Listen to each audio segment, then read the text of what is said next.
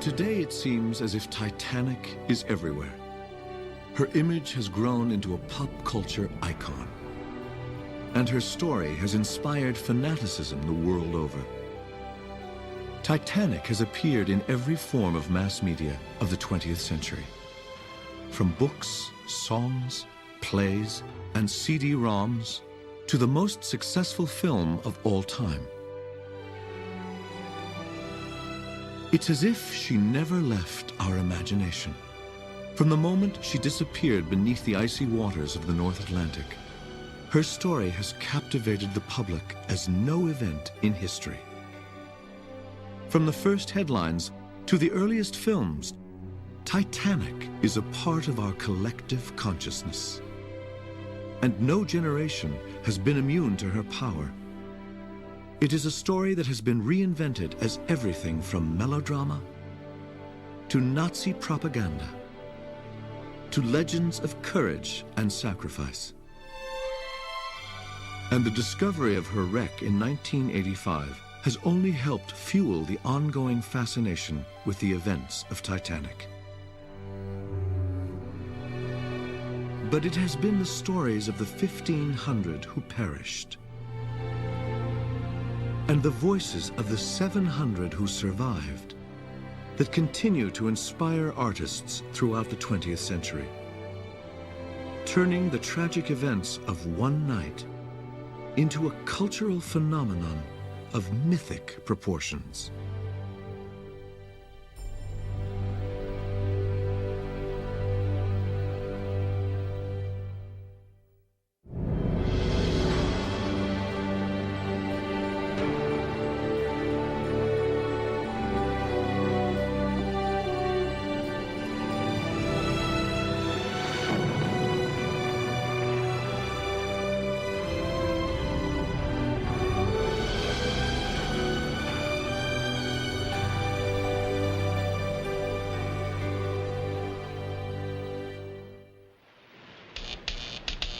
On the evening of April 14, 1912, a desperate plea for help crackled through the frigid night air over the North Atlantic. The world's greatest ocean liner was sinking.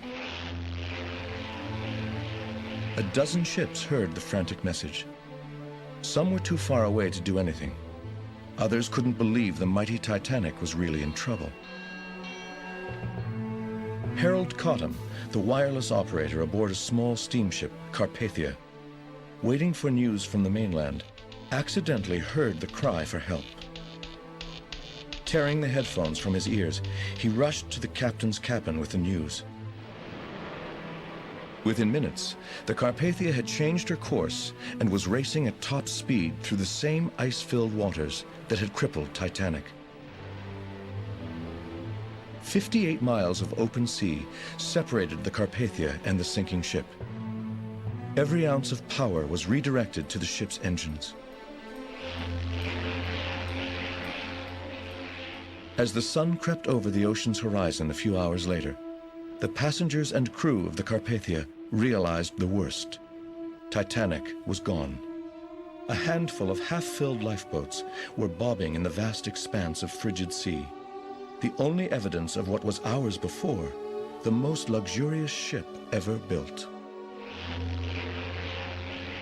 For 4 long, somber days, the Carpathia steamed for New York City with 705 Titanic survivors on board.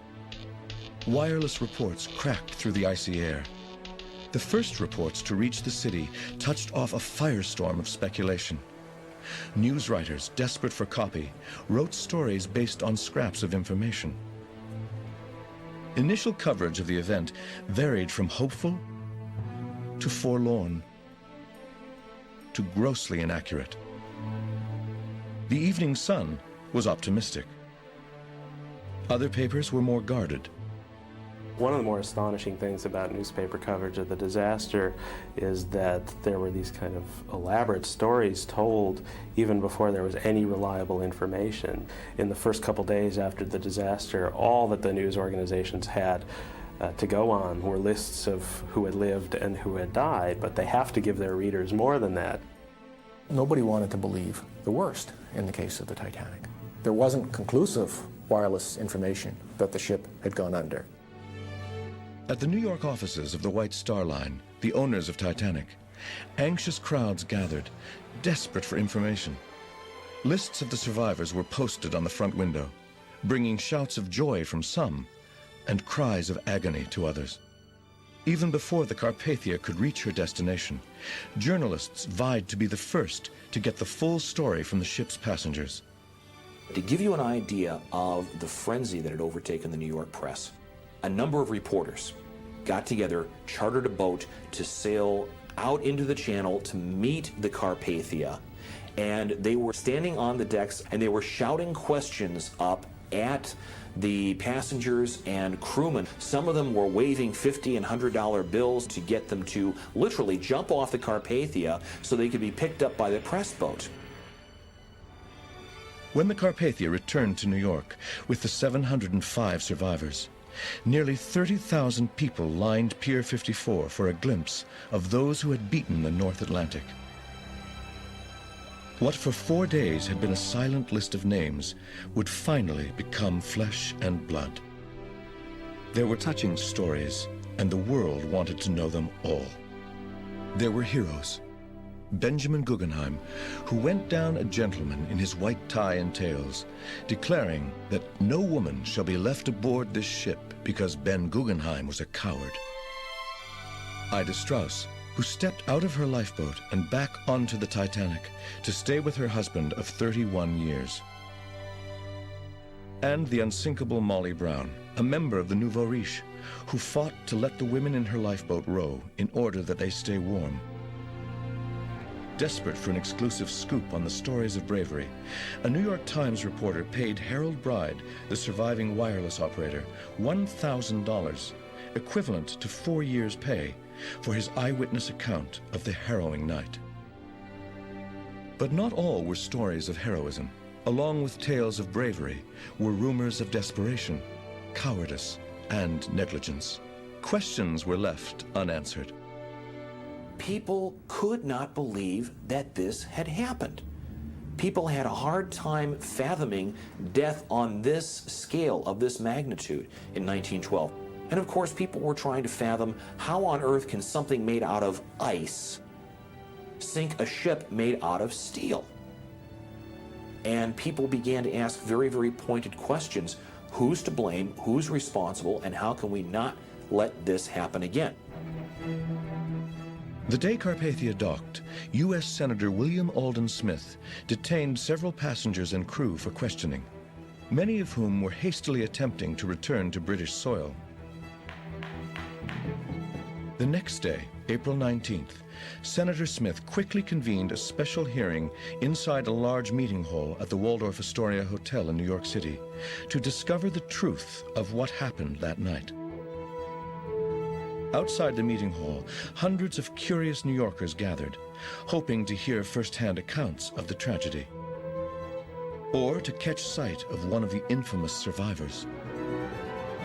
For 2 weeks, newspapers across the country devoted entire sections to the hearings. Readers were fascinated by every bit of the shocking testimony. Much of the behavior of the people on the Titanic was presented for the first time and in tremendous detail in this investigation. It's one of the best sources that we have about what actually happened on board the Titanic the night she went down. Sensational tales of passengers facing death were splashed across the headlines. There were unproven reports of gunfire in the ship's final moments as people rushed for the last lifeboats. These reports, however, were eclipsed by J. Bruce Ismay's account of the sinking. With the public desperate for a villain on which to lay blame, Ismay became the unwitting scapegoat for many. While other men stood back and let women and children into boats, Ismay, the managing director of the White Star Line, took a seat that both saved his life and ruined his reputation. In 1912, the accepted standard of behavior for a man was very simple. He was expected to die rather than save himself and be looked upon as a coward. Each account at the hearings added to the growing confusion as to what transpired that fateful night. While some testified that the ship went down intact, others reported seeing the ship break in two. A young survivor, Jack Thayer Jr., had a sketch made of how he watched the Titanic break as it sank beneath the surface of the Atlantic. Insulted by the American inquiry, the White Star Line refused to accept these reports, insisting that the ship was solid and went down in one piece. A month later, a British hearing was held. Though kinder to those responsible, both hearings reached similar conclusions. In the end, though, Titanic's Captain Smith was found negligent in his duties. Titanic was traveling too fast, considering the heavy ice reported in the area. The hearings also focused public attention on antiquated shipping regulations that allowed Titanic to sail with too few lifeboats for her passengers and crew. The accounts of why Titanic sank explained away some of the mystery, but the legend of the grand ship had been born. With the help of the new medium of motion pictures, Titanic was about to evolve from the greatest luxury liner of her day into a phenomenon far larger than any ship of dreams. It was 1912, the heart of the industrial age, a time of high ideals and higher hopes. Nothing seemed beyond our grasp. And yet Titanic, the greatest technological triumph of her time, sank on her maiden voyage, taking over 1,500 passengers with her. It was a tragedy that shocked the world. And while the American and British inquiries shed some light on the sinking, the public began to look for deeper meaning in the wreck. On every street corner of America, Titanic was the topic of conversation, and everyone had an opinion about the disaster. For your average man on the street, it was very simple. This was, if not a heaven-sent warning, then at the very least it was a sharp reminder that fallibility was still the lot of mankind. That progress and technology and science were not inherently good things, but may present problems. Pulpits across the country began ringing out the lessons of Titanic in sermons of condemnation. Arrogance and hubris became the major theme of sermons the Sunday after the disaster. Almost every church in the country had some sermon about how we were defying the laws of God. Reputedly, it was said, as the Titanic was being built, that God himself could not sink this ship. When the ship actually went down, people were aghast. How could a God, a Christian God, allow such a thing to happen? So a blasphemy of the time is that God went down with the Titanic. Titanic also added fuel to the battle of the sexes. After the disaster, one of the major themes was what all this had to say about the relationship between men and women, and specifically the rule of the sea, women and children first, that supposedly prevailed on the Titanic, suggested to people who were opposed to equal rights for women that women were better off entrusting themselves to the protection of men because the Titanic seemed to bear it out. While anti-suffragettes saw the sacrifice as evidence that women should put their faith and their vote in the hands of their husbands, for women seeking equality, Titanic offered another lesson.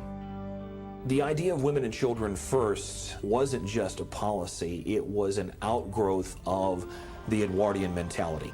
It ran into some flack afterwards because 1912 was one of the early peaks of the women's suffrage movement. There were some women who went so far as to say that it was the obligation of the women on board the Titanic to refuse to get into lifeboats unless the men were allowed to accompany them, all of course in the name of equality. The African American community took its own messages from the shipwreck. One of the most popular interpretations of the disaster came from legendary singer-songwriter Huddie Ledbetter, known as Leadbelly. He put an ironic twist on the tragedy in his ballad, "The Titanic." The most interesting thing about the Lead Belly song is the verse that goes, Jack Johnson want to get on board, Captain said, I ain't hauling no coal. Jack Johnson was the African-American heavyweight champ of the world at the time of the disaster. And he had tried to book passage on a transatlantic liner and had been denied because he was black. But Lead Belly took that story, put it on board the Titanic, and turned the disaster into a story about how Jack Johnson lived because he wasn't allowed on board the ship. Jack Johnson wanted to get on board. Captain, he says, I ain't hauling no coal. Found the Titanic fairly well. Jack Johnson wanted to get on board. The captain, he says, I ain't hauling no coal. Found the Titanic fairly well. Other artists also found the subject of Titanic irresistible, and amateur poets submitted odes and ballads to every newspaper in the country, expressing deep feelings evoked by the tragedy. Publishers, eager to make $1 on the frenzied interest, enticed survivors to pen their harrowing tales. Pictures from the doomed ship were worth more than 1,000 words. Most prized were these photographs, taken by Francis Brown, a passenger who fortunately disembarked Titanic in Queenstown, Ireland. When he got off the ship, he didn't think they were particularly valuable. And after the news of the disaster reached Ireland, he discovered that this was a gold mine, that he had lots of journalists and newspaper editors started getting in touch with him, even from across the Atlantic. He did make a lot of money, especially at that time. Perhaps the most compelling medium to present the Titanic story was that of motion pictures. Rarely running over 10 minutes, these flickering images brought news of the day alive as no other art form could. Recognizing the popularity of Titanic, pioneering filmmakers were drawn to the growing legend of the ship, eager to exploit the nation's fixation on the disaster. Within weeks of the tragedy, Nickelodeons lured audiences into theaters for a chance to see the great ship. For 10 cents a seat, people flocked to see newsreels of Captain Smith inspecting the notorious lifeboats. Of the famed Titanic waifs, Lolo and Lump Navratil, whose father died on the ship. Of any and all things Titanic. While these newsreels were limited to available footage, only 29 days after the sinking, the Eclair Film Company presented the first dramatic retelling of the Titanic tragedy, Saved from the Titanic. The film had the added attraction of starring one of the Titanic survivors, Dorothy Gibson, a well-known actress of the day. Gibson also helped write the script for the film based on her own experiences aboard the ship. Wearing the same dress she wore on that fateful night, Gibson gave an air of authenticity to this otherwise melodramatic film. Presumably lost forever, the only evidence of the film are these rare photos. Saved from the Titanic was an attempt to capitalize on the intense public interest in the Titanic disaster to promote her career and, of course, promote this film. It certainly was an excellent example of how the Titanic disaster was exploited to further some people's careers.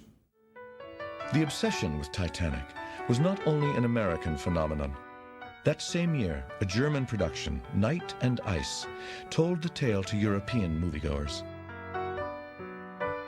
Lost for decades and perhaps never seen by American audiences, the film surfaced in 1998 when a German collector found it in his vault. Nearly 3 times the length of most films of the day, Night and Ice attempted to give viewers first-hand experiences of sailing on the famous ship. All of the Titanic stories came alive. Captain Smith could be seen on the bridge of Titanic as she neared the fatal iceberg. In the safety of the darkened theater, audiences could relive the terror and tragedy of the wreck.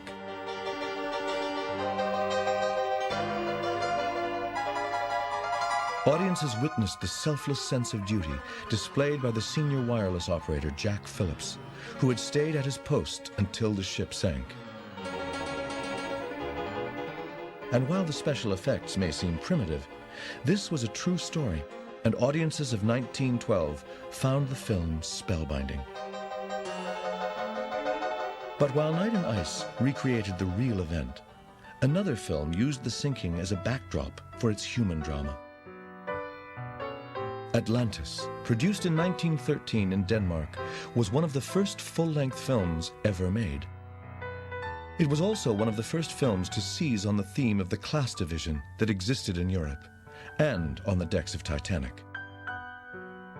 Set aboard a ship sailing for America, the film told the story of a doctor whose amorous attention was divided between two women, one an immigrant in third class.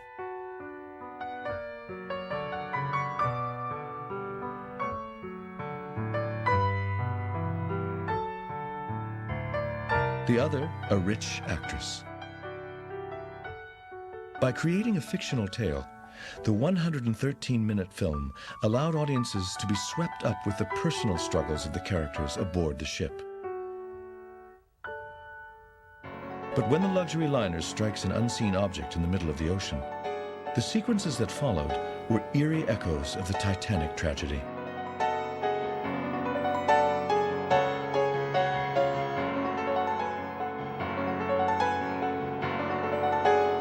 Atlantis also boasted some of the most expensive and realistic special effects of the day.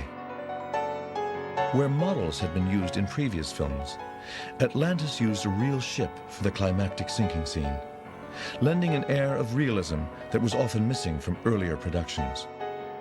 Playing to packed houses around the world, the film was a huge hit, proving that the tale of Titanic was universal. But with the winds of war blowing in Europe, it would take more than 15 years before the Titanic tale would resurface again.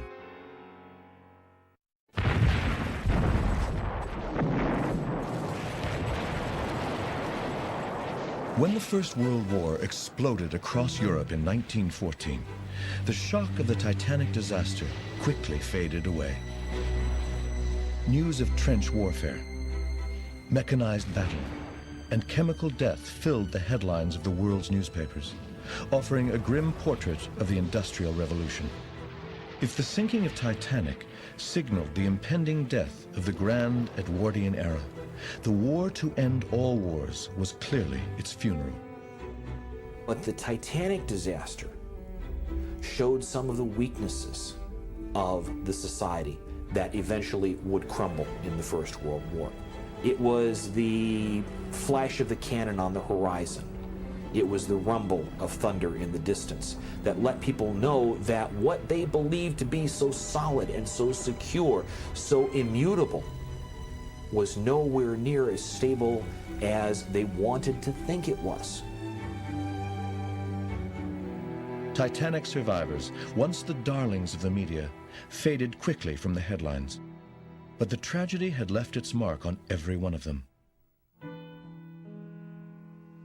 Molly Brown, the Colorado millionaire, gained notoriety when she presented tokens of her appreciation to Captain Rostron and other members of the Carpathia crew who had saved her life. She also established a fund to aid Titanic survivors who had been left destitute following the wreck.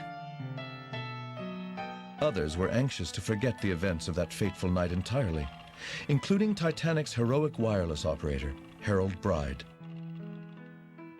He resigned from the Marconi Company and, for all practical purposes, vanished off the face of the earth. He never tried to make a name for himself or even let on that the Harold Bride, who was the traveling salesman, was the Harold Bride who was the junior wireless operator on Titanic. The harshest judgment came to J. Bruce Ismay, whose very survival became an embarrassment he would carry with him the rest of his life. IMM not only forced him off the board of directors, but they also forced him out as the chairman of the White Star Line.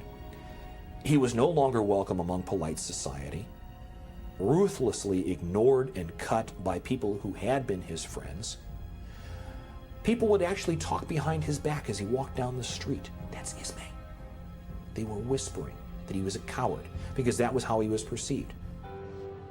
In the post-war years, advances in motion pictures were luring larger audiences into theaters. And the invention of sound allowed filmmakers to present their stories more dramatically to the public. In 1929, the first talkie, inspired by Titanic, appeared. Titled Atlantic and based on the successful stage play by Ernest Raymond, the film presented the story of a presumably unsinkable ship that struck an iceberg. And the emergency dynamos! And the emergency dynamos! And the emergency dynamos! The film used facts, culled from eyewitness testimony, to portray every aspect of Titanic's sinking with an almost documentary realism. Wait order! Wait order!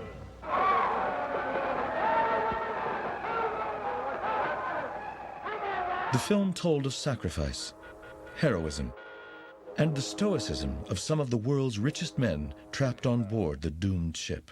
If you still love your wife and daughter, you'd better get them to the boats without delay. Why? The ship's quite safe? Oh, Isn't it? Yes. For a couple of hours? The film also helped to establish some questionable Titanic lore, including which song the ship's band played as the liner sank from sight. The debate goes on about what was the last piece of music played by the band. Was it Nearer My God to Thee? Was it the Episcopal hymn Autumn? Was it the popular waltz, The Song of Autumn? People are going to debate this for years.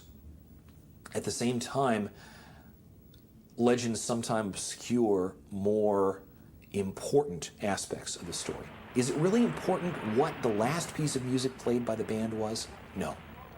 What's important is that the band played until the waves washed them off the deck.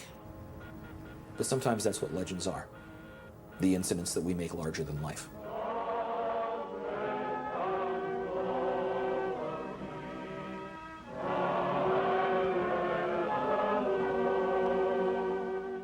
Atlantic explored every known detail of Titanic's sinking, and not surprisingly, brought condemnation from the owners of the White Star Line, who wanted the memory of Titanic to fade from the public's consciousness. Shortly after the film was released, the stock market crashed, sending America into a deep depression. In this time of crisis, Titanic became something of a modern myth, a metaphor for looming disaster and lost hope. In 1933, Titanic made an unexpected appearance in Noel Coward's Cavalcade, serving as an ironic warning for all who sail blindly toward the future. This is our moment, complete and heavenly. I'm not afraid of anything. This is our own, forever.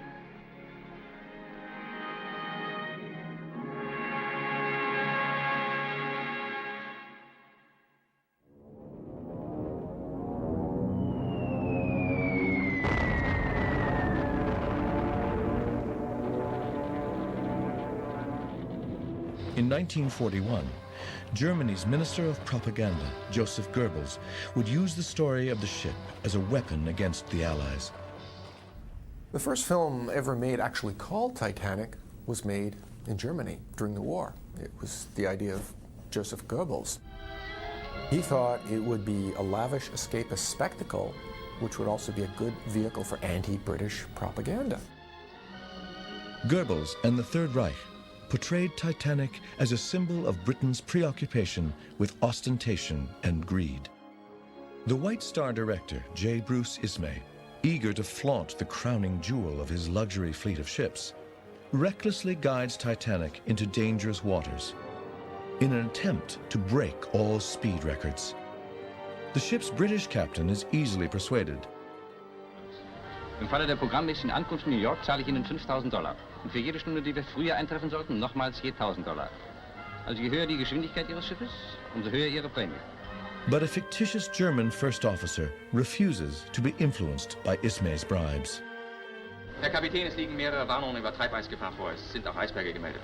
So, welche Maßnahmen haben Sie getroffen? Ich habe den Kurs entsprechend geändert und die Geschwindigkeit herabsetzen lassen. Aber warum denn? Sie werden wohl noch einen Eisberg rechtzeitig erkennen können. Verzeihung, Herr Präsident, aber das ist ein Irrtum.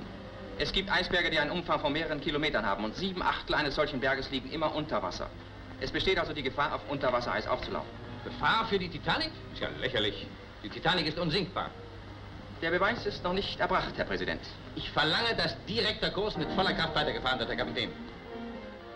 The film also provided its own answer to the lingering question of how Ismay may have made his way into a lifeboat. Ich verlange einen Platz im Boot, Captain Smith. Ich verlange einen Platz! Haben Sie mich verstanden? Schreien Sie nicht so, Herr Ismay. Ich werde dafür Sorge tragen, dass Sie gerettet werden. Wirklich? Ja, aber nicht, um Ihnen einen Dienst zu erweisen, sondern damit Sie sich vor dem Seeamt dafür verantworten können, was Sie angerichtet haben. Bitte. Bitte! Although the film was clearly a propaganda device, it created a thrilling recreation of the sinking.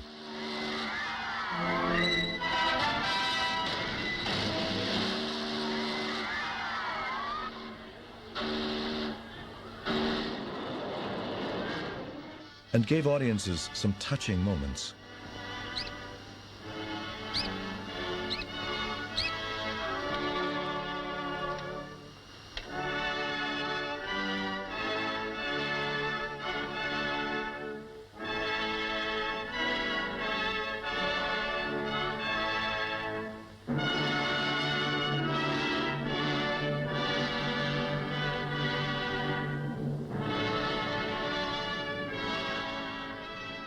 Ironically, the film's director, Herbert Selpin, like many artists in Germany, ultimately found himself clashing with the Nazi government. And after insulting the Third Reich, Selpin's career came to an abrupt end. Goebbels summoned Selpin for an audience. Selpin did not recant. He was imprisoned, and as it came out after the war, forced to hang himself by prison guards. By the time Titanic was released in 1943, massive bombing raids were closing theaters all over Germany, rendering Goebbels' propaganda weapon powerless. When World War II ended in 1945, there seemed to be little left to be said about the Titanic. 2 world wars and more than 30 years had passed since the tragedy. Survivors were lost, and even the White Star Line had gone out of business. Although her remarkable tale had served as a lesson for many, Titanic would fade from memory until her tragic story surfaced again, this time in Hollywood.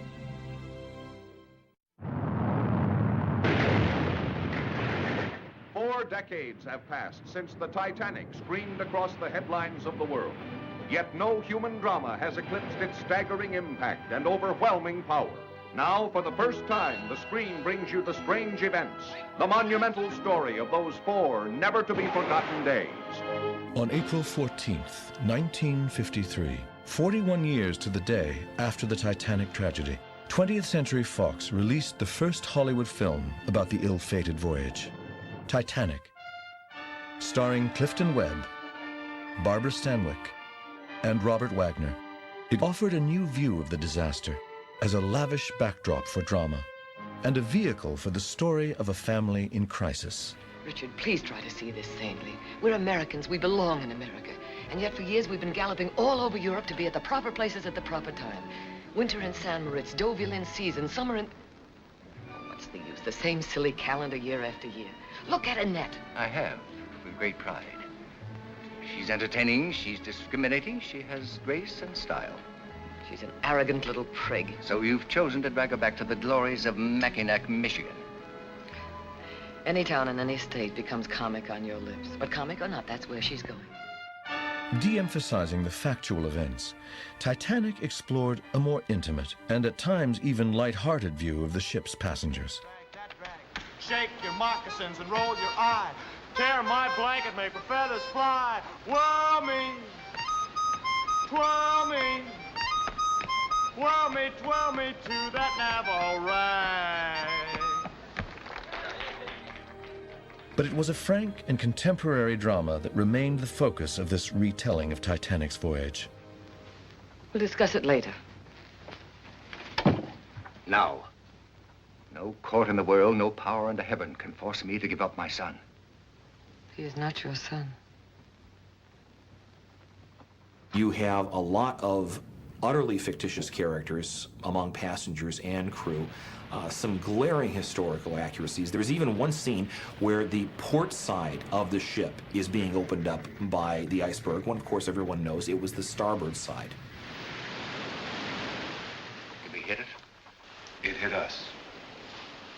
At the same time, it can be a very emotional and very evocative film, but it did not center around the Titanic. The Titanic was, if you will, the vehicle. It's almost 10:30, Father. We should have a warm-up. This may be a tough match. You'll have to find someone else, Norman. I'm busy. Yes, sir.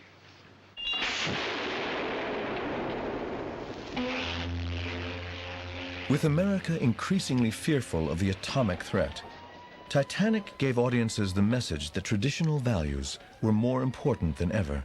That summer, when I asked you to marry me, I pledged my eternal devotion. I would consider it a great favor, Julia, if you would accept a restatement of that pledge. The disaster becomes a way by which a man redeems himself and human conflicts are repaired. Well, whatever happens, I love you very much. I've been proud of you every day of your life. Never as much as at this moment. With the Korean War still fresh on everyone's minds, the loss of husbands and sons took on a special poignancy.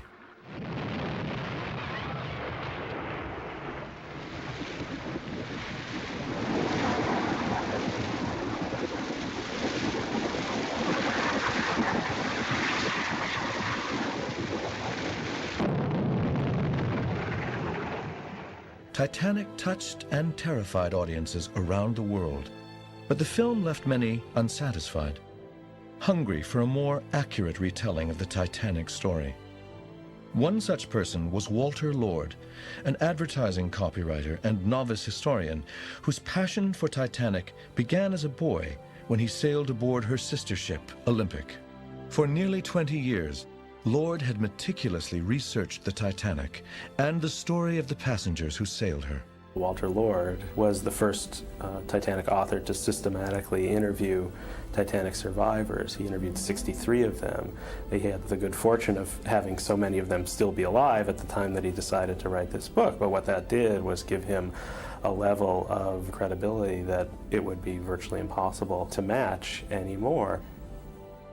It was difficult in a way because there was no Survivors Association at the time. There was no Titanic Club. There was no Titanic interest, really. It was a challenge just to find them.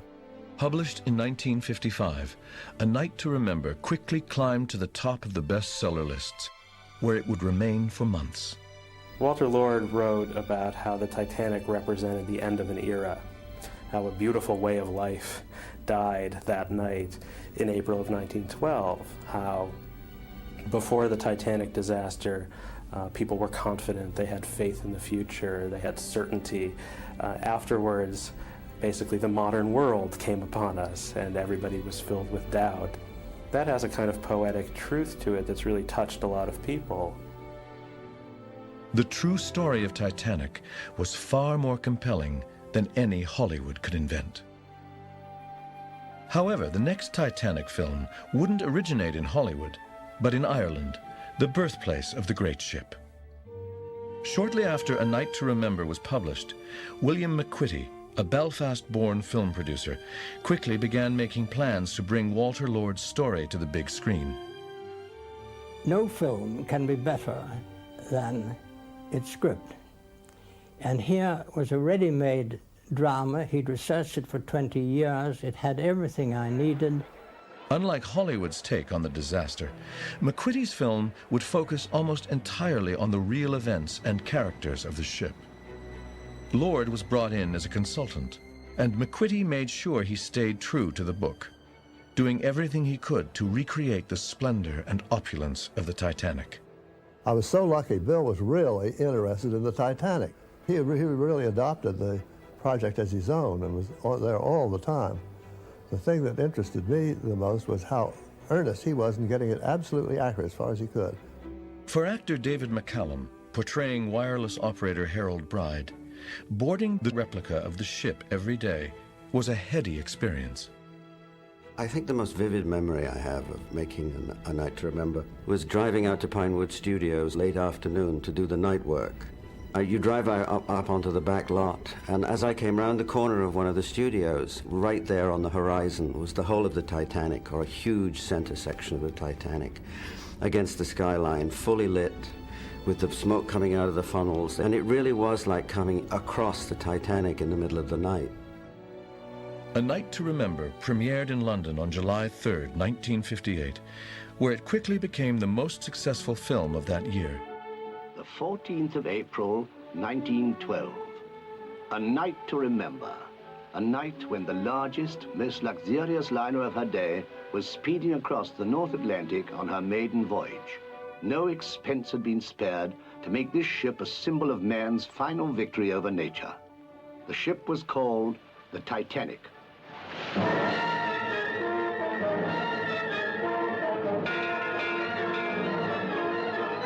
What did you see? Iceberg, dead ahead, sir!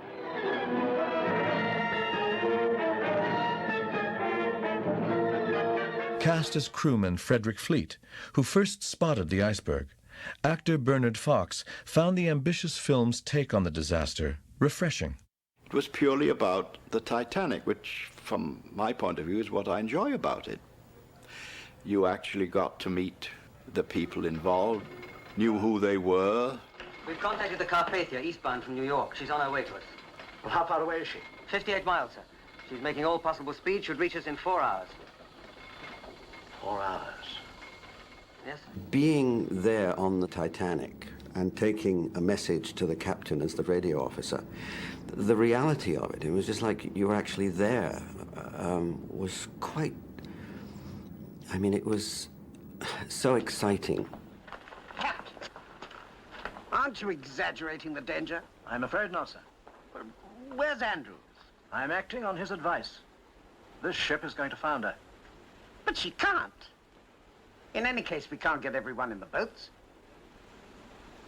I know that, sir. Please God, it won't come to that. A Night to Remember deals almost exclusively with real historical characters, and because it doesn't really engage in a main romantic plot, it's able to make its way all over the ship in a fairly short amount of time, and to really get at a lot of different experiences of what it must have been like that night. I say, let's go down and join the fun. They're steerage passengers. Mr. Guggenheim, your light bill, it was uncomfortable. We have dressed now in our best and are prepared to go down like gentlemen. That is so, sir. But surely, if anything should happen to me, I would like my wife to know that I behaved decently. Get in the boat. Yes, Mrs. Krause, you must. I've always stayed with my husband, Colonel, so why should I leave him now? Please, be sensible. We have been living together for many years, Isidore. Where you go, I go. Look! Oh, look! As the most expensive movie in British film history, A Night to Remember was a media event and a sensation for audiences.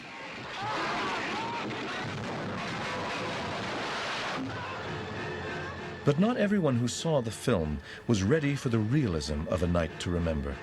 For survivor Milvina Dean, who lost her father on Titanic, the film was too painful to watch.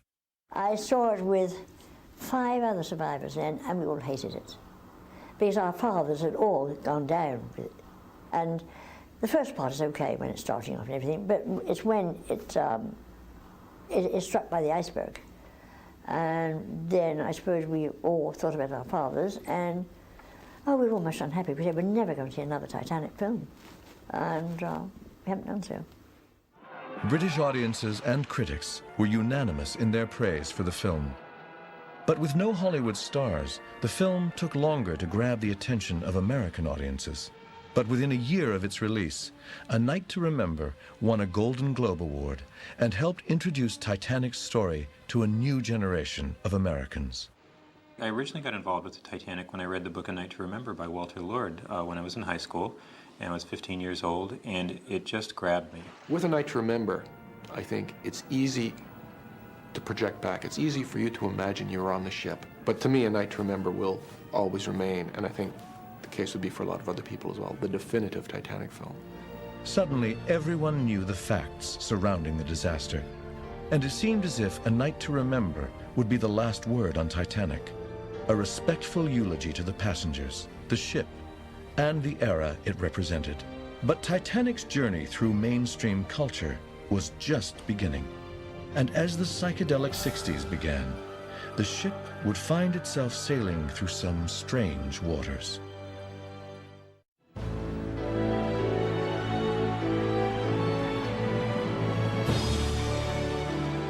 As the 1960s began, a growing optimism was sweeping the country. Anything seemed possible. And artists began to stretch the boundaries of our imagination with some decidedly offbeat accounts of the Titanic tragedy. By the time you get to the 1960s, the Titanic became popular in a way that I don't think anyone had anticipated. Following in the footsteps of The Twilight Zone, the popular fantasy television series One Step Beyond tantalized viewers with tales of the paranormal.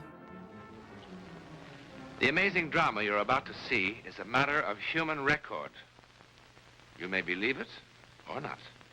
One episode told the supposedly true stories of premonitions people had before the sinking of the Titanic. We can't go on that ship. It happened again.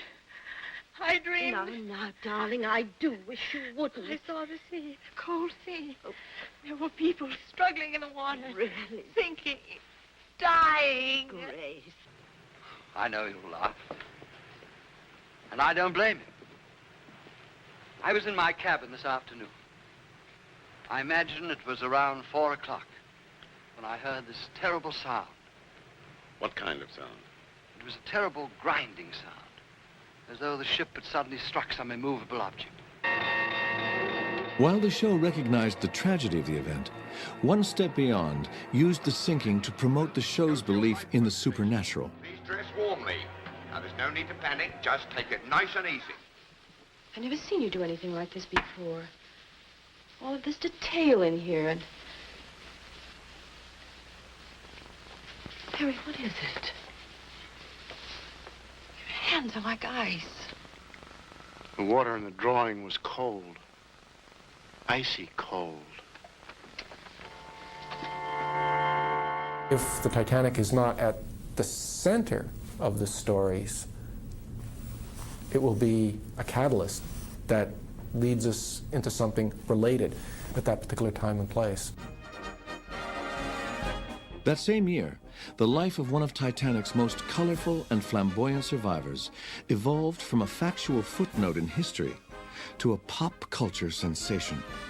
Once renowned for her no-nonsense brand of heroism, Molly Brown's story resurfaced in 1960 as a splashy Broadway musical.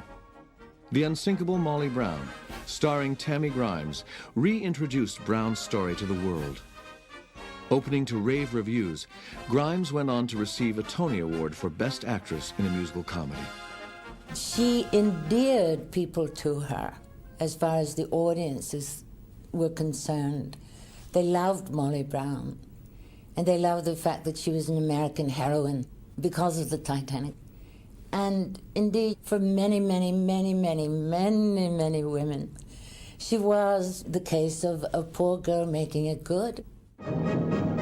Just 3 years after the play's Broadway run, The Unsinkable Molly Brown made its way to the silver screen in 1964. Starring Debbie Reynolds and an all-star cast, the film brought Molly's remarkable story to an even bigger audience. I'm gonna learn to read and write. I'm gonna I guess it's like, here you eat snails, at home we step on them. In the Molly Brown story, you really do get a challenge to the male monopoly on heroism, which you had in 1912 in particular, the idea that the true heroes of the story were the chivalrous first cabin men. In Molly Brown, you get a feminist heroine to kind of balance the scales a little bit. But even as the public was singing along with Molly Brown, disturbing images shook the nation as they were broadcast into living rooms across the country.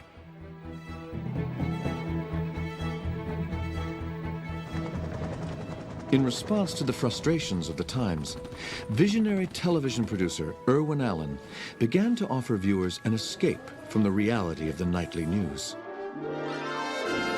In the fantasy worlds of Irwin Allen, anything seemed possible. Even a trip back in time to sail aboard Titanic.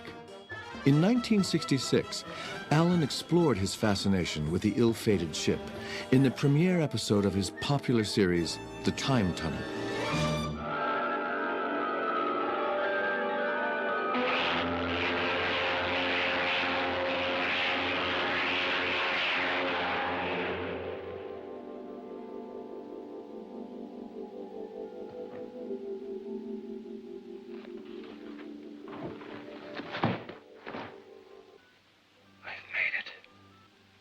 Are you hurt?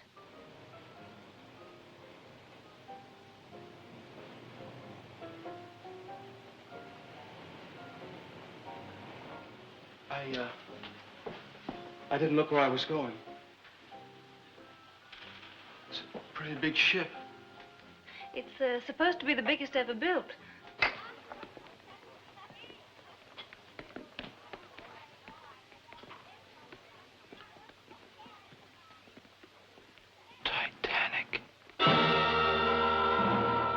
The Time Tunnel used sets and stock footage from the Fox film Titanic and told of two contemporary time travelers who visit the ship and make a vain attempt to save it from its fate. It's very important. This ship is the Titanic. Is that what you had to tell me? I'm part of a scientific team in the year 1968. We've been experimenting with time displacement. I've been sent back in time to this ship, to this moment, month, and year. Captain! Captain, I know you didn't believe my friend here, and you won't believe me. But you can believe your own eyes. The story's all here in tomorrow's paper. Take them below. And this time, see that they say there. They try to warn the captain. Captain, you've got to believe me. And they end up locked up for being crazy. And so because the captain didn't listen to these time travelers from the future, the Titanic ends up going down yet again. Instead, he should have listened to these people, and finally we could have avoided the Titanic disaster. The Time Tunnel represented our collective desire to prevent the terrible tragedy.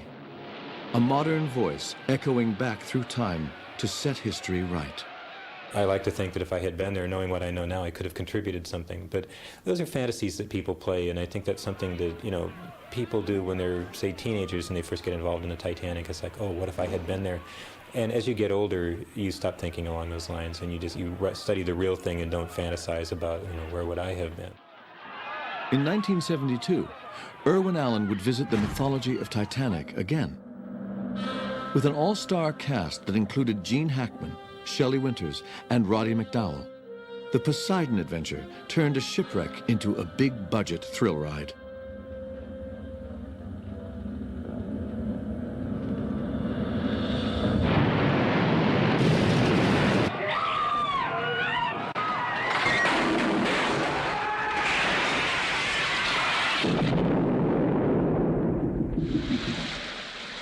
I've always had a visceral reaction to sea disasters.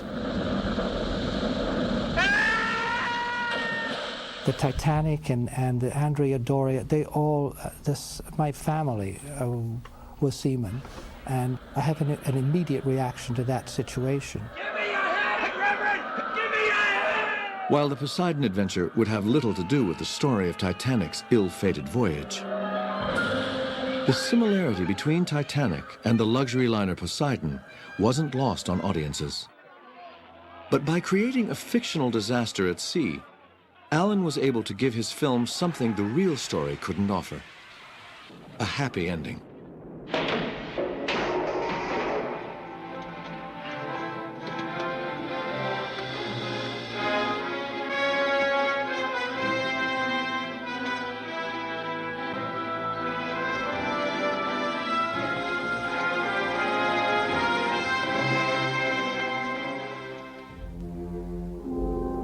An equally ambitious film released in 1980 focused exclusively on saving the ship itself.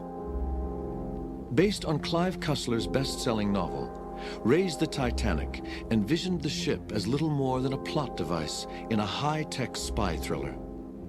The story is really about a race to get this important mineral that went down supposedly with the Titanic so that the U.S. can build a kind of Star Wars defense system against the Soviet Union. So it's really about the Cold War.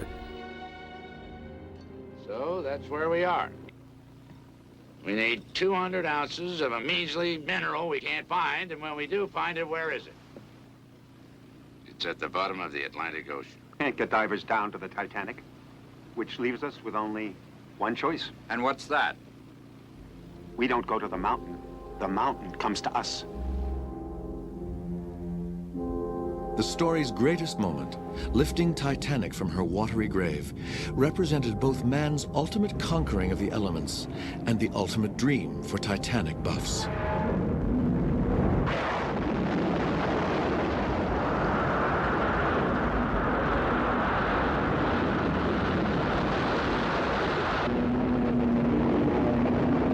But even spectacular special effects couldn't keep the film from sinking at the box office. One of the biggest money-losing films in history up to that time. The financial backer of the film, Lord Grade, was reputed to have said, raise the Titanic, it would have been cheaper to lower the Atlantic. In the jaded climate of the 1970s,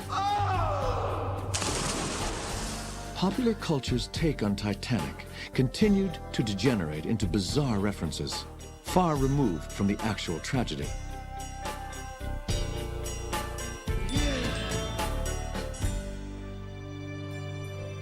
But there were still those dedicated to the memory of the ship and her passengers. Founded in 1963 by Ed Kamuda, the Titanic Historical Society diligently commemorates the history of the RMS Titanic, her passengers, and her legacy. I started corresponding with a few other people, and in one case, this fellow that I had seen in the newspaper, the New York Times, and his name was Walter Belford, and he was the chief night baker for the Titanic. And I started corresponding with him, and he died less than a year later. And when I learned that all of his materials had been thrown on the city dump, that was the time I finally decided it's time somebody formed some kind of a group to salvage all this material. And we've been at it for 35 years now. As the Titanic Historical Society works to keep the memory of survivors alive, others began to focus on the ship itself. While the idea of raising the Titanic seemed far-fetched, a growing number of scientists believed the ship could be found. One scientist set out on an expedition that would take him 2.5 miles beneath the North Atlantic and into history.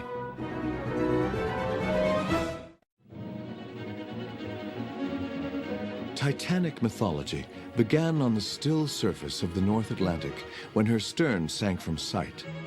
But a new chapter in Titanic's legacy opened up in 1985 when Dr. Robert Ballard and his team accomplished what many thought was impossible. They found Titanic.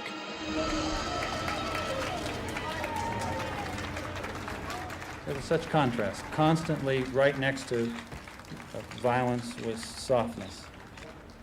And the wine bottles were just one example, chamber pots and things like that, just how things can survive and other things can't. The minute we had confirmation, and then 20 minutes later when we made a pass over the bow of the ship and really knew we had the Titanic, pandemonium broke out, and I mean, bottles of champagne came out of nowhere. 2.5 miles down in the Atlantic, it's pure black. We acquire the Titanic first on sonar, and as we're moving very slowly towards it, the limited lighting that we have on a submersible will start to show a form, then a shape, and a texture, and then color. And at that point, you're there on the Titanic. And when you think about it, I mean, they landed on the moon in 1969. They weren't able to find the Titanic till 1985. And it really was an accomplishment. For the first time since her fateful maiden voyage, Titanic could now tell us her story, and the stories of the passengers who perished with her in 1912. Ghostly images of the rusting hulk brought back the chilling reality of her sinking, and dispelled myths that had been kept alive for years. Many thought the icy water would preserve the ship in pristine condition, but rust had eaten away much of Titanic's majestic hull. Up to that point, Titanic was a thing of the imagination. People conceived it in different kinds of ways. It was, was it sitting there immaculately on the seabed as it had gone down in 1912? Perhaps this was in the imagination. But the discovery of the wreck certainly revealed the reality of a deteriorating shipwreck on the seabed. The discovery also confirmed the story of young Jack Thayer Jr.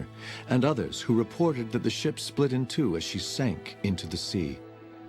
This was dismissed by a lot of people as just fancy. The ship has to go down all in one piece. That's the way ships sink. No, in fact, Jack Thayer was very, very keen-eyed for a 14-year-old and did an intriguing little drawing that, as time went by, in 1985, we now know is quite accurate. Slowly, myths were giving way to facts.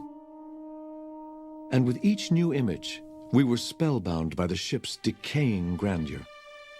I remember coming upon the bow, the classic shot of the bow, right on the tip, and realizing that this is probably the most famous shipwreck in the world, and there were so many tragedies and such a great amount of loss associated with it, that it's a humbling experience.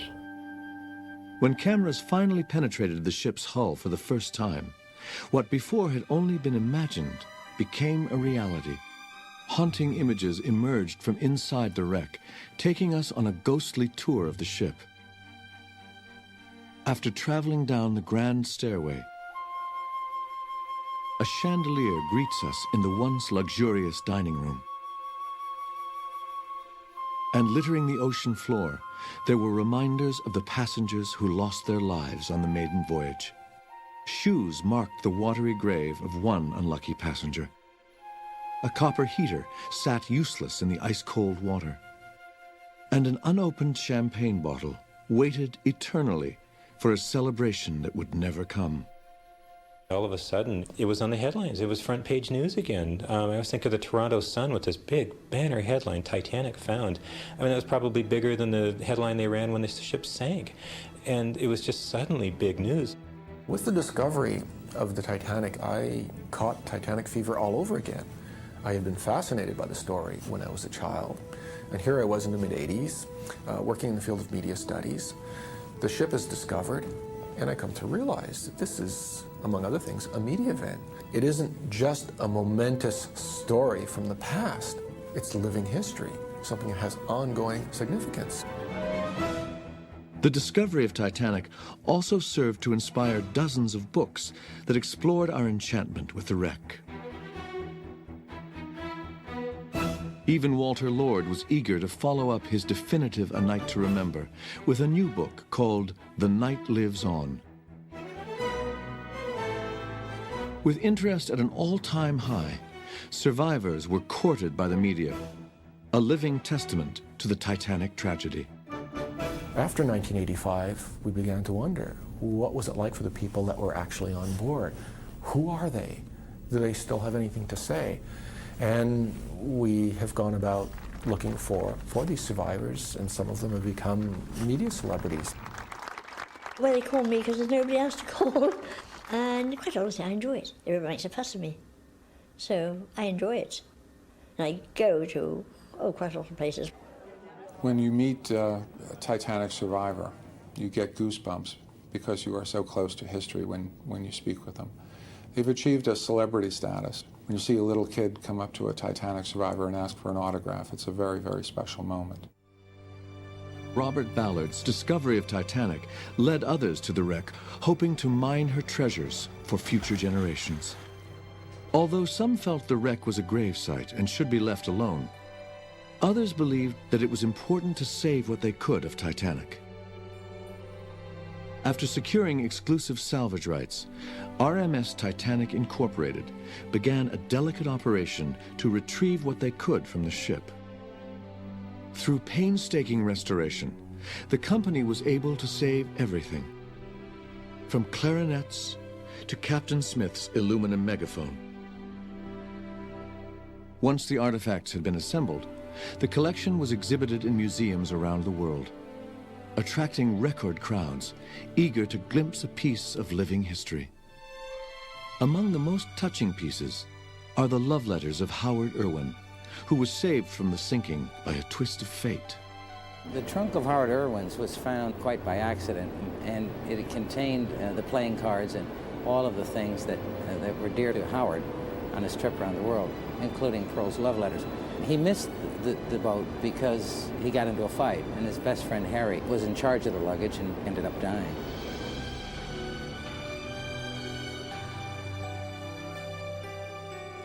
The artifacts were a chilling and poignant reminder of Titanic's human cargo, and no one was untouched by their power. You cannot predict which object will affect which person.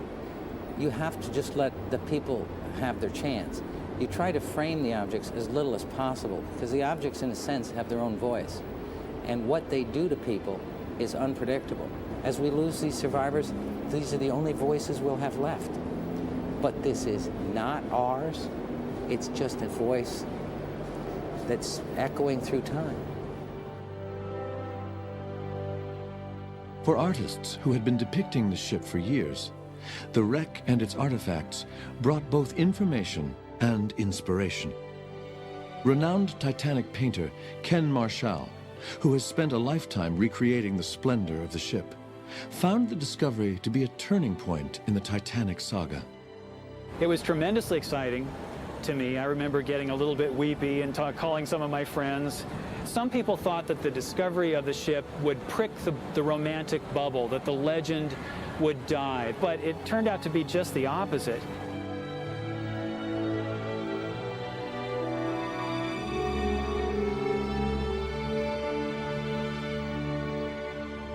For those few lucky enough to visit the wreck themselves, nothing could match the wonder of seeing the actual ship and her artifacts firsthand.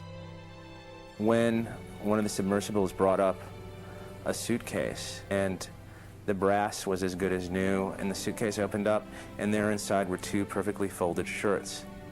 And the entire ship became dead quiet. It's one thing to read about Titanic, and it's another thing to write about it, but to actually visit it was the experience of a lifetime. It was like visiting an old friend, and all of these different emotions are pulling at you in different directions, and it's like no other experience I've ever had. Ballard's discovery of Titanic had opened up an exciting new chapter in the ship's history, and left us more curious about the lives of those who walked her decks. The more people find out about the Titanic, the more they want to know. And because the basic story itself is about people, and about people facing the greatest conflict in their life, you will always have people attracted to this story. Beyond the science, the theories, and the controversies, Titanic was a human tale of arrogance, courage, and sacrifice. This was what the public found most compelling. And it was these stories that would inspire a new generation of authors, composers, and filmmakers to adapt the stirring tale for modern audiences.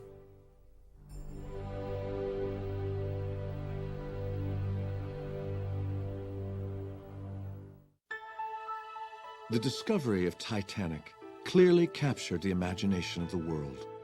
But there was more to this rusting hulk than artifacts and museum exhibits. This was the dawn of the virtual age, and advances in technology were helping bring the ship alive for a new generation of voyagers.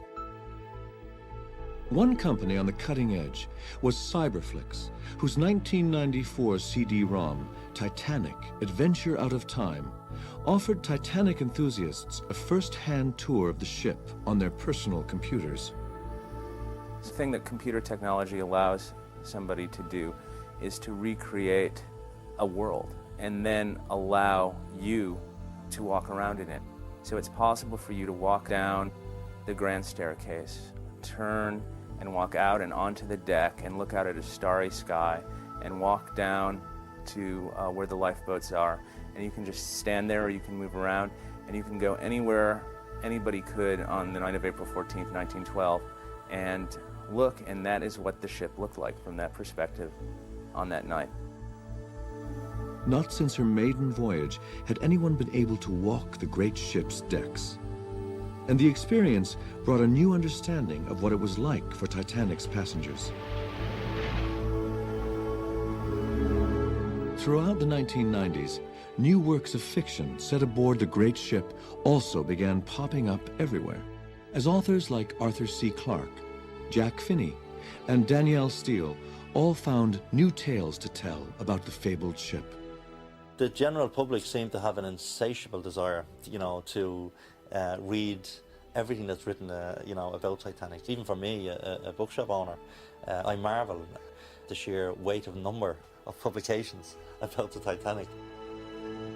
One of the most touching and unique books to surface came from the imagination of one of Titanic's passengers. Polar, the Titanic Bear, was written by survivor Daisy Spedden in 1912 for her young son Douglas, who had slept through the cold night in his mother's arms.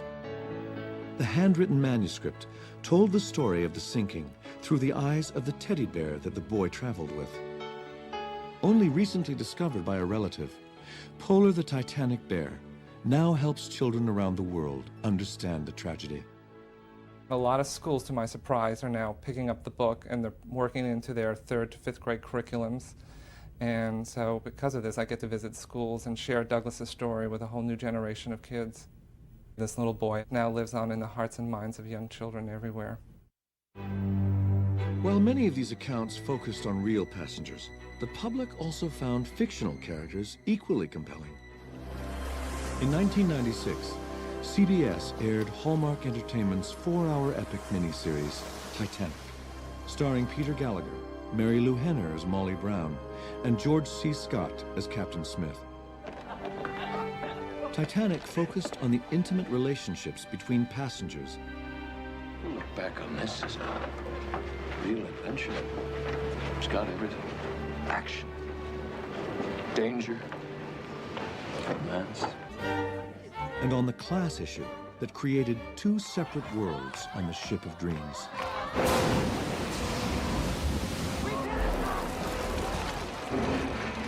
Call for assistance. We've struck an iceberg. These are the coordinates. The international call for help, CQD. Come quickly. Distress. Just that. Open the bloody gate! I told you, first class only!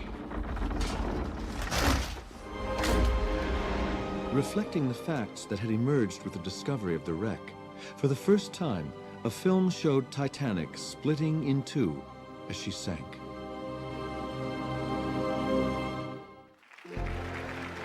The following year, veteran producer Michael David, along with composer Maury Yeston and playwright Peter Stone, launched an elaborate stage production of the tragedy, as, of all things, a musical. Sometimes the worst ideas in the world, or what seem like the worst ideas in the world, end up being very good and very successful musicals. What's great about that story, in terms of its dramatic effect, is that its roots are in a profound irony. And audiences love irony, and irony always works on stage and always works on the screen. There's something the audience knows that the people on stage or the people on the screen don't know, and that's what animates the drama. We saw a story that was, in some strange way, uplifting. It was about man going on after the most awful events. So it's just captivating. And people sit there in suspense, even though they know what's going to happen. Titanic the musical proved to be a stirring triumph, winning 5 Tony Awards, including Best Musical. In 1997, director James Cameron was also putting the finishing touches on what promised to be the most historically accurate and cinematically gripping depiction of the sinking to date. Starring Leonardo DiCaprio and Kate Winslet, Titanic would use the famed shipwreck as the backdrop for its epic love story.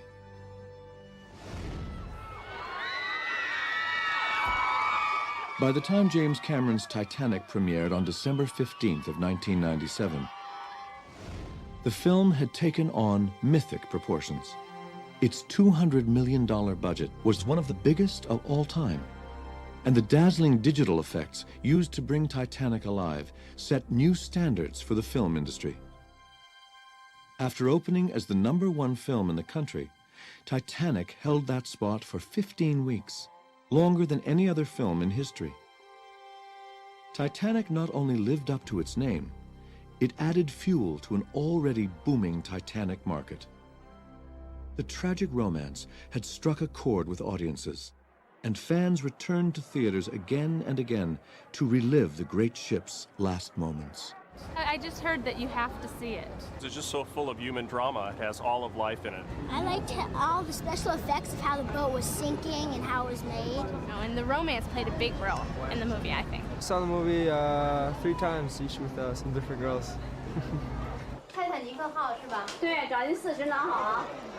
Titanic's appeal wasn't limited to the United States. The film filled theaters in 56 countries around the world, inspiring fanaticism wherever it went. In February of 1998, after breaking box office records around the world, Titanic was nominated for a staggering 14 Academy Awards, tying the previous record set by 1950's All About Eve. On Oscar night, Titanic went on to win 11 awards, matching the record held by Ben-Hur, including 3 for Cameron as director, producer, and editor. For survivors, however, one trip on the Titanic was enough to last a lifetime. They've tried very hard to get me to see this movie. They even said they'd have a private showing for just me. But what's the difference? I mean, it's still the same film. Whether there's a private showing or not, it's still the same film, so it's pointless. They tried to entice me by saying a special showing for Prince Charles. Prince Charles would be there. Would I see it? And I said no, because I have no intention of seeing it, no matter who's there. The popularity of Titanic turned props from the movie into highly coveted collector's items, prized by fans as rare pieces of motion picture history. I initially started collecting these things because I've been a fan of Titanic for years and years and years. When Cameron made Titanic, he had these things incredibly duplicated. I mean, because I restored the elevator behind me and some of the other pieces, and the workmanship is just absolutely incredible. I can't believe this was like a movie set, because it was off the Titanic. So I said, well, I can't have original pieces, so I might as well have reasonable facsimiles. So here they are. All of the artifacts from the movie, costumes, silverware, lamps, banisters, these things went on sale. People were buying them up, even though they were simply replicas of the original. In some sense, Titanic the movie supplanted Titanic the historical event, and it became a kind of a faux history. Just as people of 1912 were hungry for every account of the Titanic disaster, in 1997, the public voraciously devoured all things Titanic. Artist Rick Worth created a unique rolling tribute to the ship with this roadworthy sculpture. And fashion designer Catherine Bauman even created an $80,000 jeweled purse for a one-of-a-kind Titanic gift. Inspired by the book Last Dinner on the Titanic, restaurants across the country recreated the final meals served to first-class passengers aboard Titanic before she sank. Bon voyage!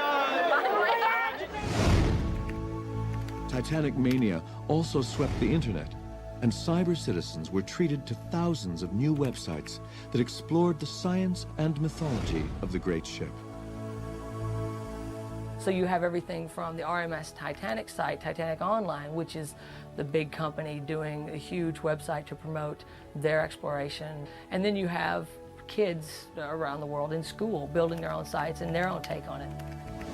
Whether exploring the virtual world or the real world, opportunities to learn about Titanic could be found in a number of settings. Visitors aboard the now retired Queen Mary can enjoy a special exhibit of Titanic artifacts while reliving the romance of steamer travel. Finally, there's a very dramatic way for people to appreciate what these liners are all about. So we have a great resurgence of folks coming aboard the Queen Mary saying, oh gosh, this must be what the Titanic was like. I think it helps to memorialize the event by making more people aware of that and giving sort of life and meaning to those people who lost their lives and that and to those who survived. At 6:15 out of it, go 7. At 6:15 out of it, 700 you wish. 700 San Francisco, not 700, go 50. At $700 to San Francisco, not anybody else, 700. In 1998, at a Butterfield and Butterfield auction, collectors bid on photographs and personal effects owned by Harold Cotton, the wireless operator of the Carpathia, who received the distress call from Titanic. What interests collectors is attempting to link up with that moment in time and an empathy with it and a desire to understand it and a desire, in a way, you understand yourself and maybe the future, certainly by evaluating the past. There's something very beautiful about a plate from that period from an old ship. And I collect because I want to show people that these things exist. There's always this challenge to go out and find something that is something that not everybody has.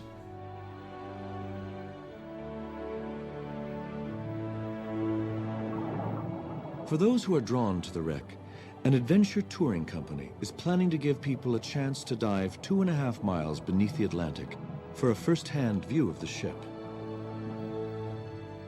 And for truly brave souls who want to tempt fate once again, there is Titanic 2000, an ambitious project proposed in 1998 to build a working replica of the ship. Passengers able to afford the estimated $100,000 first-class ticket price will be able to step back in time as the ship retraces Titanic's route. If anyone ever needed confirmation that the Titanic story is alive and growing and never ever going to leave us, it's Titanic 2000. Once the Titanic gets into your life, she never ever leaves.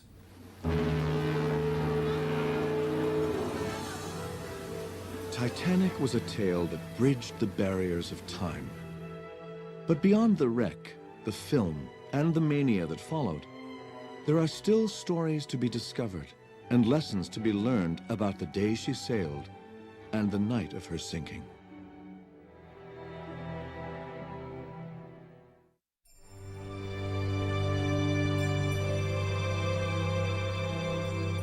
The tale of Titanic is known the world over.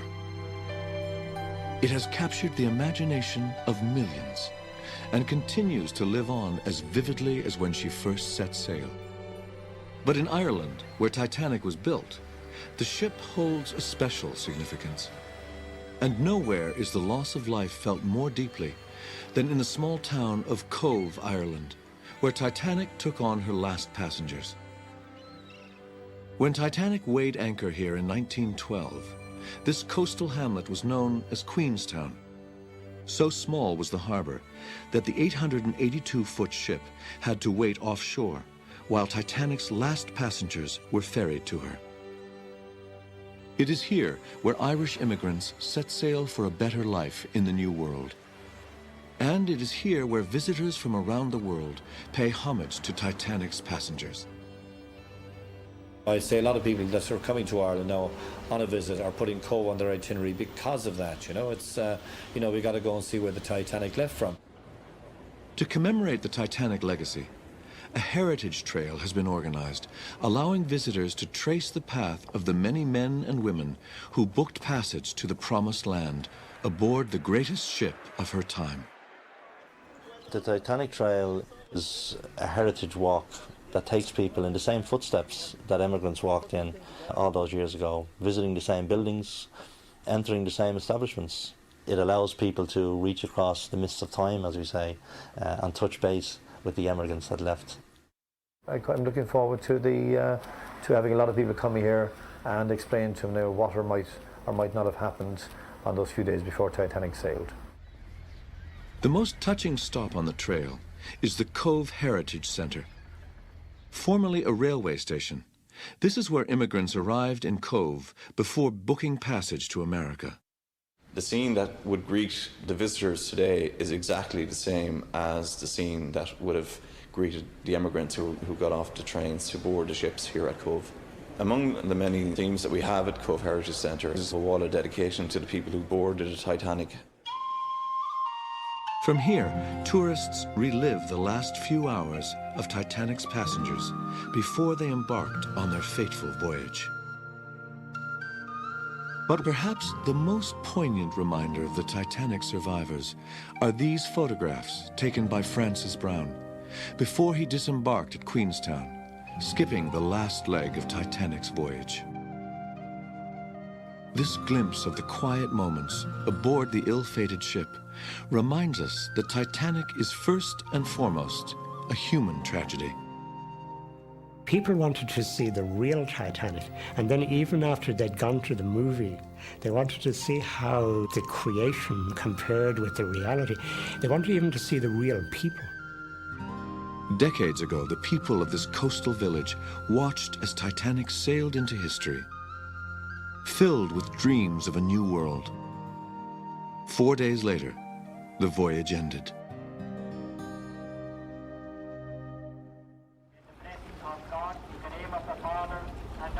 In 1998, the people of Cove commemorated the memory of the dead with a wreath-laying ceremony in the harbor.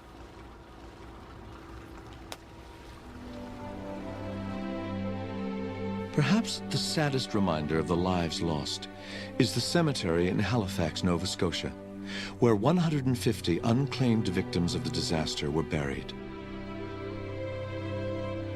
This is the final resting place of Titanic's poorest passengers, whose families lacked the means to bring them home. But while few of these bodies have been claimed, none of the dead will ever be forgotten. For decades, the International Ice Patrol, who watch over the waters of the North Atlantic for icebergs, has laid a wreath over the watery grave. 1,571 men, women, and children went down to the sea. Oh, God, have mercy upon those unfortunate souls.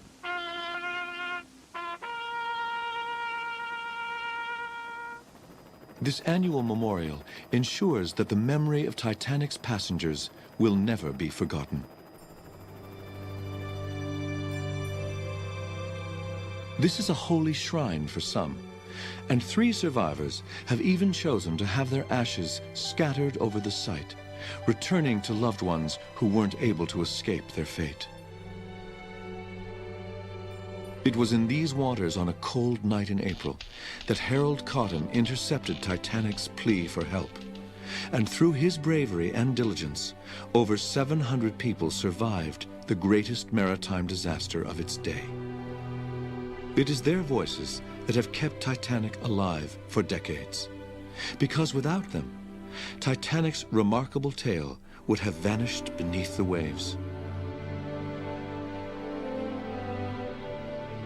Like Gettysburg or Arlington Cemetery, Titanic is yet another graveyard that has become a cultural marker, a chilling reminder of the tests of courage that these landmarks represent. The Titanic stays with us because it's timely, not because it's timeless, because we can keep finding new ways to tell the story. The Titanic now has become a global legacy. People all over the world are fascinated by it. All of us can identify it in some way. Rich, poor, there's something in it for everyone. We live in a time period today where human beings are not often shown on the nightly news to be their very best.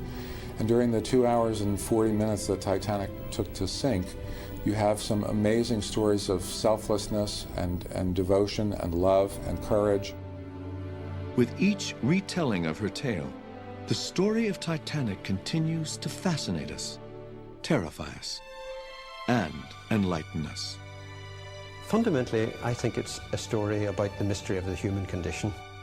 In a way, it's about the enduring relationship between humanity, machine, and implacable nature. No matter what part of her story captures us, Titanic will remain alive as long as artists, authors, and filmmakers continue to tell her story. From the jittery newsreels of her maiden voyage to the spectacular recreations of her sinking, we find a lesson to be learned from the great ship and from the more than 2,000 passengers who lived and died aboard her. When the Titanic sinks, that's a disaster. But when the Titanic sinks and takes 1,500 people with her, that's a tragedy. And it strikes home to every one of us because we realize they weren't all that different than we are. In an age when we are bombarded by images of death and disaster every day, Titanic continues to remind us that behind each headline is a human face with a story to be told and a life to be remembered.